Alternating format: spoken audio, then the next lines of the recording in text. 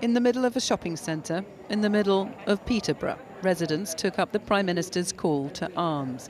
A steady stream of people lined up to get vaccinated. Not a normal half-term activity, but we aren't living in normal times. You okay looking like that, or do you want to look the other way? These teenagers didn't think twice about getting their jab. I wanted to get it because I wanted to protect my family and friends from getting COVID-19. I feel like I can do more things now, so I can be more safe. Is that the reason you had it, perhaps? Yeah, so I can just go out with my friends and feel like I'm safe around my elder family. This is what the government wants. After criticism, the rollout of school vaccinations has been too slow amid high rates of infections among children. We've seen in schools increasing numbers of children who have developed COVID, which has resulted in them not being able to attend school. So we know that the rates of COVID infection are rising in young people.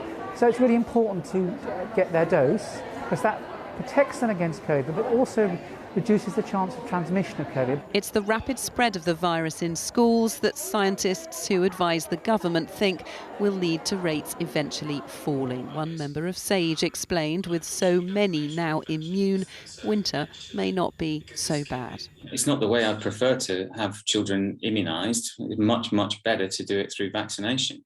However, we've vaccinated at quite a low rate, and yet we've allowed very high rates of, or we've witnessed very high rates of infection in schools. Eventually, that leads to high levels of immunity in children, which will likely turn the epidemic over. Quite when or by how much rates will fall is still uncertain. One thing the government is sure of, though, further measures are not needed. Whilst we've all got to play our part, especially if you're invited for a booster, please do come forward and take that booster shot. But the data doesn't support moving to Plan B. 6 million boosters have now been given out and cases have fallen for the fourth consecutive day, with high levels of natural immunity too. The government's gamble might just pay off. Emily Morgan, News at 10.